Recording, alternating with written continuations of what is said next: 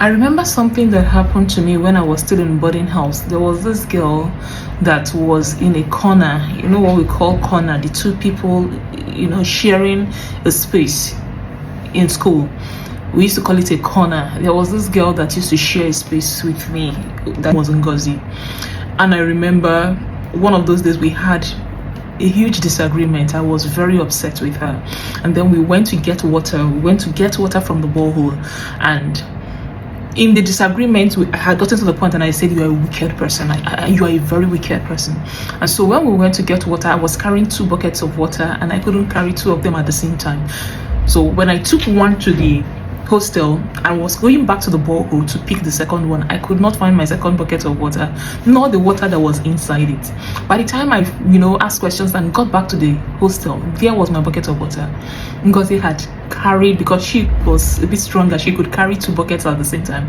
And so she had brought my second bucket of water back for me in the hostel. And I was like, did you carry my water? I was almost confrontational. She said, no, I just brought it for you. There is your water. And then she looked at me and said, I am not a wicked person. I can't forget it. I mean, I forgot it, but I remembered it just now. And I use it to say that leadership is easier when the person being led agrees that you are the one in charge. When the person being led looks to you like a peer, looks to you like a mate, a colleague, that is when the real test of leadership begins. That is when it is harder to be a leader.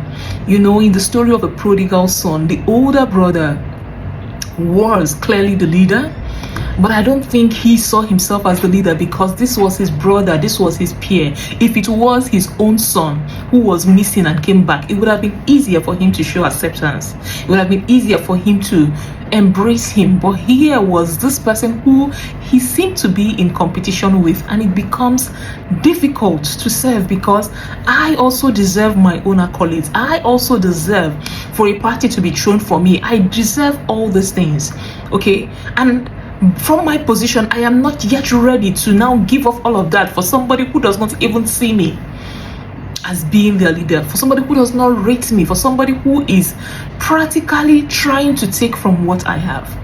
You see, that's when real leadership is put to the test. And as difficult as this may sound, especially if you are in settings where it seems like you are competing, your ability to grow influence will now be in what you can give away, in what you can intentionally give away, knowing fully well that you are operating from this position of leadership. Jesus was not even playing when he says he who wants to be the greatest should be the servant.